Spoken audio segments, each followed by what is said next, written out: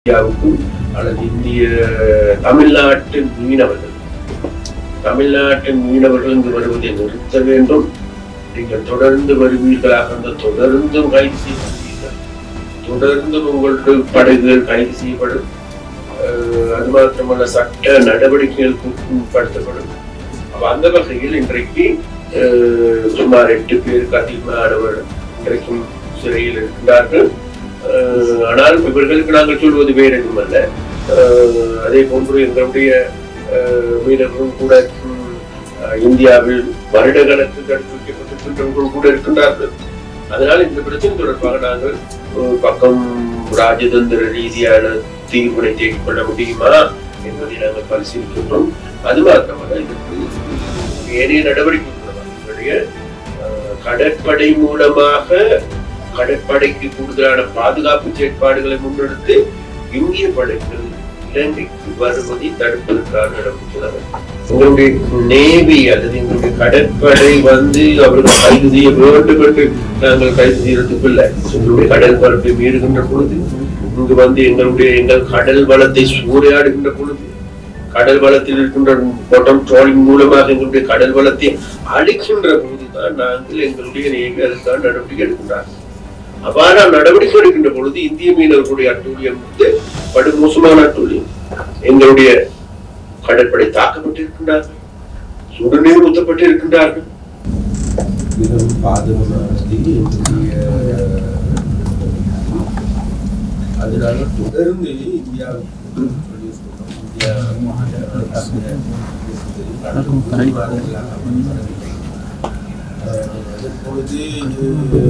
அந்த பிரச்சனை இல்லாது ஆனால் இப்பொழுது மறுபடியும் வர ஆரம்பித்த பொழுது நேற்றும் கூட நாங்கள் கைது செய்யப்பட்டோம். பலர் கைது செய்யப்பட்டார்கள். இன்னும் சிலர் சிறையில் இருக்கின்றார்கள். அது மாத்திரமல்ல, படகுகள் எடுத்துக்கொண்டால் இந்திய படகுகள், கைது செய்யப்பட்ட படகுகள் 124 படகுகளுக்கு மேலான படகுகள் எங்களுடைய மயிலட்டி துறைமுகத்தில் தடுத்து வைக்கப்பட்டிருக்கின்றது. அப்ப அந்த படகுகளை அவர்களால் கொண்டு செல்ல முடியாது ஏற்பட்டிருக்கின்றது. அது கூடுதலான படகுகள் இன்றைக்கு அரசுடைமையாக்கப்பட்டிருக்கின்றது. அப்ப அந்த அரசுடைமையாக்கப்பட்டிருக்கின்ற நிலைமையில் மீண்டும் இவர்களால் இவ்வாறான பிரச்சனைகள் முன்னெடுக்கப்படுமாக இருந்தால் அதை தடுப்பதற்காக நாங்கள் எங்களுடைய நேவி மூலமாக நாங்கள் இதற்கு கடுமையான நடவடிக்கைகளை நாங்கள் எடுத்து வருகின்றோம். விசேடமாக நாங்கள் ஒரு விடயம் தான் சொல்லிக்கொள்ள வேண்டும். இந்தியாவுக்கும் அல்லது இந்திய தமிழ்நாட்டு மீனவர்கள் இங்கு வருவதை நிறுத்த வேண்டும். நீங்கள் தொடர்ந்து வருவீர்களாக அந்த தொடர்ந்தும் கைது செய்யப்படுவீர்கள், தொடர்ந்தும் உங்களுடைய படகுகள் கைது செய்யப்படும். அது மாத்திரமல்ல, சட்ட நடவடிக்கைகளுக்கு உட்படுத்தப்படும். அப்ப அந்த வகையில் இன்றைக்கு சுமார் 8 பேருக்கு அதிகமானவர் இன்றைக்கும் சிறையில் இருக்கின்றார்கள். ஆனால் இவர்களுக்கு நாங்கள் சொல்வது வேறு எதுவும் அல்ல. அதே போன்று எங்களுடைய மீனவர்களும் கூட இந்தியாவில் வருட கணக்கு தடுத்து வைக்கப்பட்டிருக்கின்றவர்கள் கூட இருக்கின்றார்கள். அதனால் இந்த பிரச்சனை தொடர்பாக நாங்கள் பக்கம் ராஜதந்திர ரீதியான தீர்வினை தேடிக் கொள்ள முடியுமா என்பதை நாங்கள் பரிசீலிக்கின்றோம். அது மாத்திரமல்ல, இதற்கு ஏனைய நடவடிக்கை மூலமாக எங்களுடைய கடற்படை மூலமாக கடற்படைக்கு கூடுதலான பாதுகாப்பு செயற்பாடுகளை முன்னெடுத்து இந்திய படைகள் இலங்கைக்கு வருவதை தடுப்பதற்கான நடவடிக்கை தான்.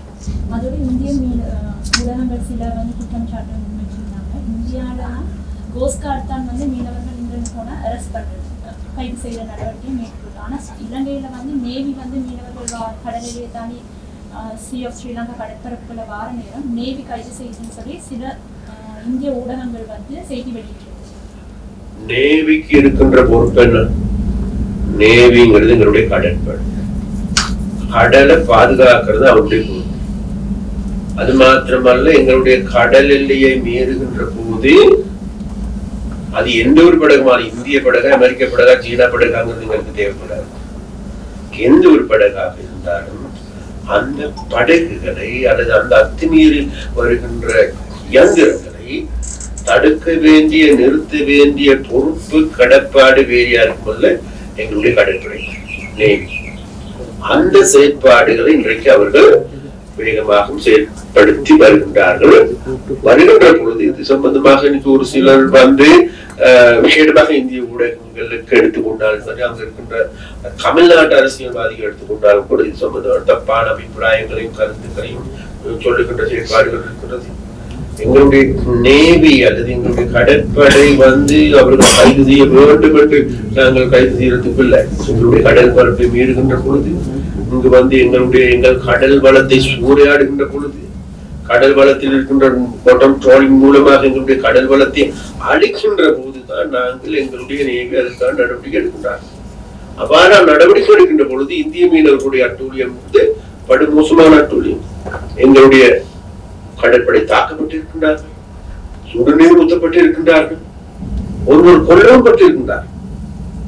அண்மையில் கூட உங்களுக்கு தெரியும், துப்பாக்கியுடன் இடம்பெறுவதற்கான காரணமே வேறு எதுவும் இல்லை. இந்திய தமிழ்நாட்டு மீனவர்கள் எங்களுடைய கடல் பரப்புக்கு வந்து மீன் பிடிக்கின்ற போது அதில் எங்களுடைய கடற்படையினை ஏறி அவர்களை கைது செய்வதற்கு முற்படுகின்ற பொழுது எங்களுடைய கடற்படையும் சேர்த்து கடத்துவதற்கான முயற்சிகள் எடுத்தார். அதன் பொழுதுதான் துப்பாக்கி சூடு இடப்பட்டது தவிர வேறு எங்களுடைய, அதாவது எங்களுக்கு தெரியும் சீனமாக கடந்த 2009ஆம் ஆண்டு யுத்த முடிவுக்கு பிறகு எங்களுடைய கடற்படை எடுத்துக்கொண்டால் மிகவும் ஒரு கட்டுக்கோப்பான முறையில் நடந்து கொடுக்கின்றவர்கள் தான் இருக்கின்றார்கள். அதனால அந்த குற்றச்சாட்டுகளை நாங்கள் பொருட்படுத்துவதில்லை. නමුත්තුමා ඒ අවස්ථාව එක මේ අගතුරු සිදුවෙච්ච තැනකදී එක අවස්ථාවකදී මේ තරුණයෙක් චෝදනා කරනවා මේ වෙරළාරක්ෂක නිලධාරීන් සහාය ඉල්ලුවත් ඔවුන්ගේ සහාය ඉල්ලුවත් ඔවුන් උදව් කරේ නැහැ කියලා. ඒ සම්බන්ධයෙන් ඔබතුමාලාට තොරතුරු ලැබිලා තියෙනවද පරීක්ෂණයක් කරනවද ඒ සම්බන්ධයෙන්?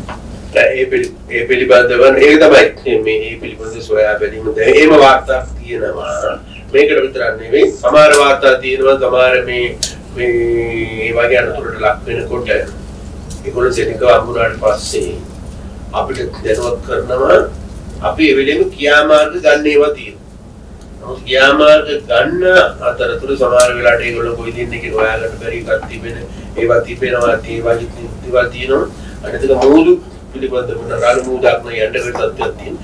එවැනි නිසා නැත්නම් මේ අනතුරට පත් වෙච්ච ඒගොල්ලෝ වෙනුවෙන් අපේ පැත්තෙන් මේ වෙල්ල ආර්සකමී ඩිපාර්ට්මන්ට් තුනත් එවැනි ක්‍රියාමාර්ග ගනිමින්ම එවැනි දේවල් තියෙනවා නම් අපිට දැනුවත් කරන්න ඒ වගේ නැත්නම් සොයා බලන්න ඒක තමයි දැන් මේ දැන් මේ පටන් ගන්න තියෙන්නේ මේ සියලු දෙනා එකට එකතු වෙලා හැම වැඩකතුමිය එකට එකතු වෙලා වැඩ කරන්න. ඒ නිසා අපි එවැනි පෙරදක් සිද්ධ වෙලා තියෙනවා ඒක නත් සොයා බලන්නයි ඒ වගේ ගැන විමර්ශන කරන්නයි ඉදිරියේදී ඔබෙනි මේ වැඩි බැලකීම සඳහා ක්‍රියාමාර්ග ගන්න.